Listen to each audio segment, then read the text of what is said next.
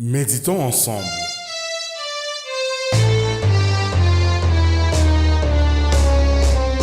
Bonjour et bienvenue dans Méditons ensemble.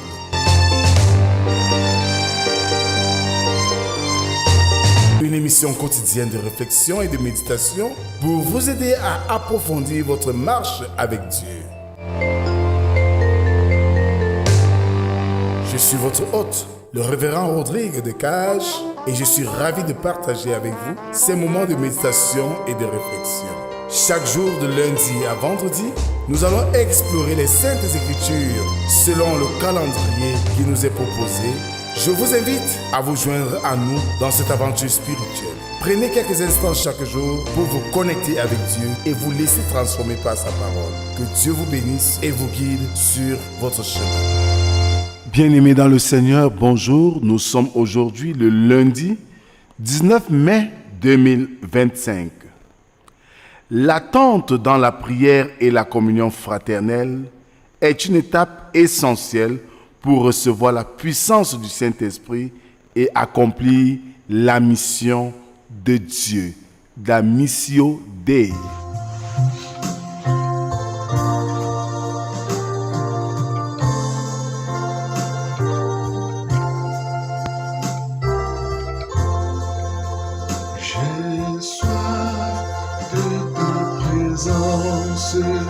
Divin chef de ma foi, dans ma faiblesse immense, que ferais-je sans toi? Chaque jour, à chaque heure, oh, j'ai besoin de toi. Viens, Jésus, demeure auprès de moi.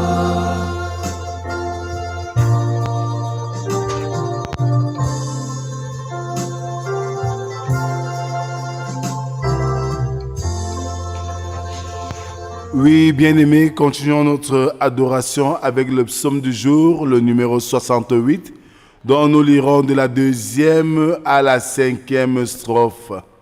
Là, il est écrit: Dieu s'élève, ses ennemis se dispersent et ses adversaires fuient devant sa face.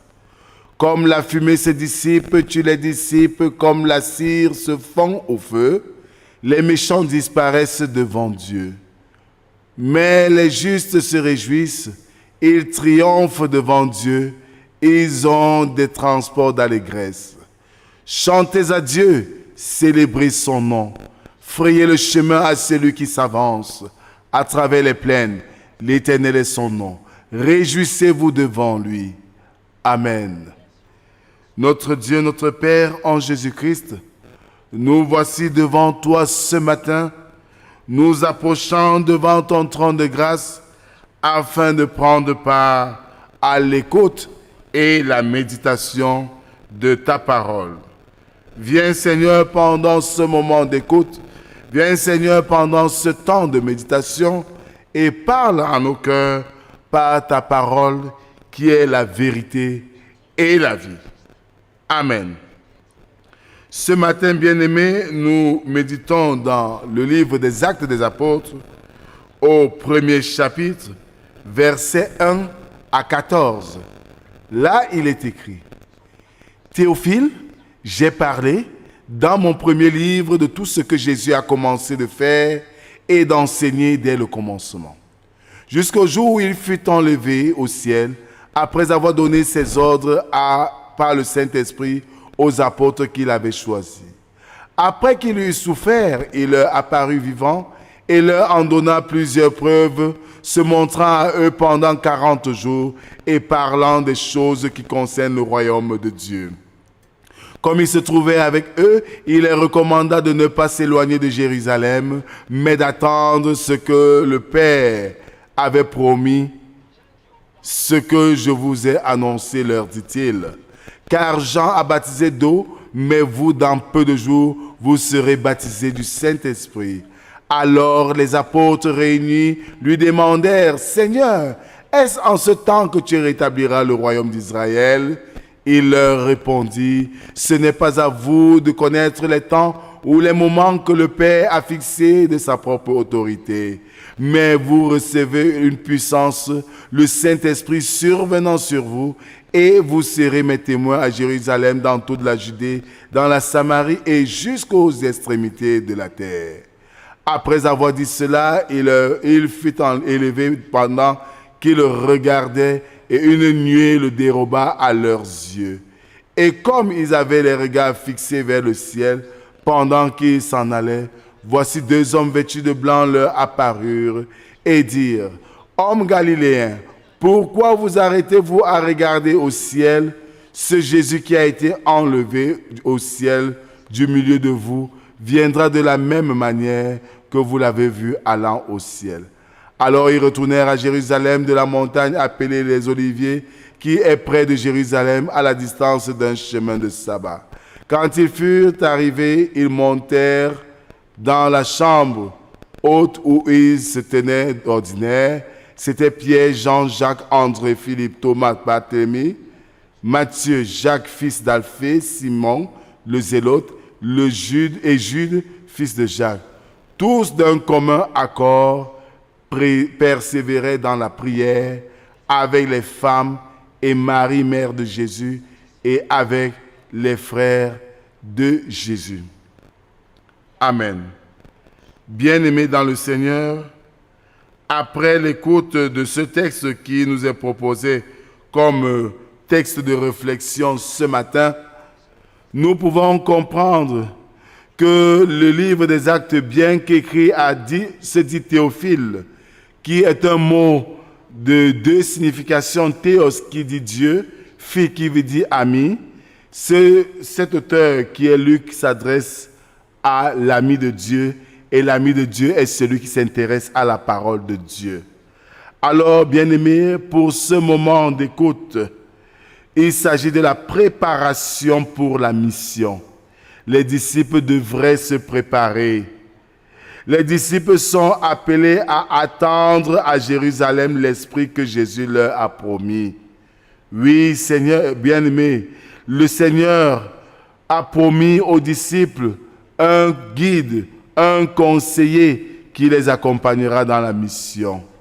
Un autre élément fondamental, c'est la prière et la communion fraternelle, essentiel catalyseur pour la préparation à la mission, parce que la mission n'est pas individuelle, elle est collective, même si la finalité est individuelle. Alors, pour cela, bien-aimés, je vous pose quelques questions de réflexion ce matin. Comment dois-tu te préparer pour la mission que Dieu t'a confiée? Comment dois-tu te préparer pour la mission que Dieu t'a confiée?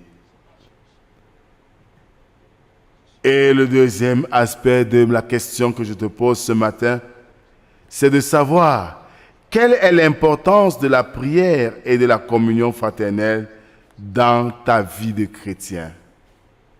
Quelle est l'importance de la prière et de la communion fraternelle dans ta vie de chrétien? Ces 2 questions sont les questions choisies et à méditer. La vie, quelle aventure, sans Jésus-Christ, tout est confus et sans espoir. Seigneur, assiste-nous, fais-nous comprendre que sous ton règne, la vie a un sens. Prions Dieu. Éternel notre Dieu, ce matin, tu nous invites à nous préparer à la mission. Et nous te demandons, Père, de nous donner la force et la sagesse afin que nous puissions accomplir la mission que tu nous confies.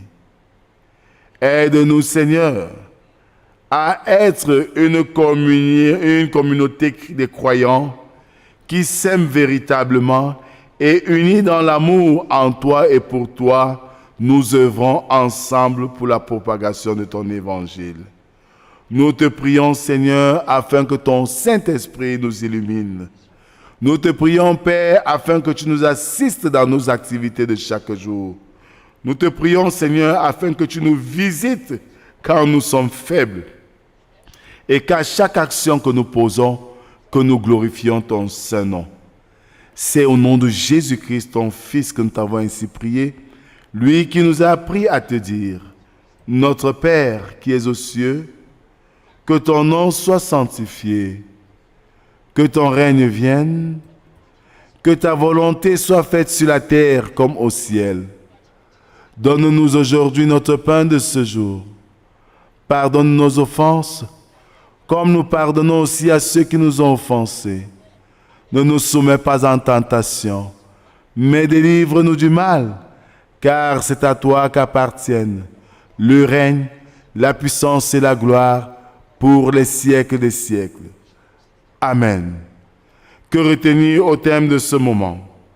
Bien-aimés, sachons comment nous préparer pour la mission que Dieu nous a confiée et sachons qu'il est important de faire la mission ensemble avec les frères dans la foi.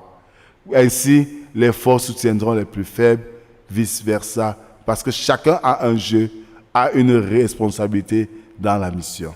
Que le Seigneur bénisse en nous l'écoute de sa parole et qu'il nous aide surtout à la mettre en pratique. Shalom, shalom, shalom.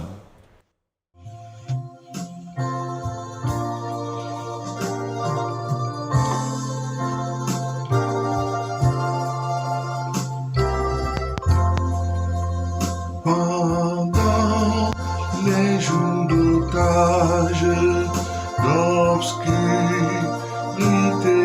d'effroi, qu'affaiblit mon courage, que ferais-je sans toi? Chaque jour, chaque heure, oh j'ai besoin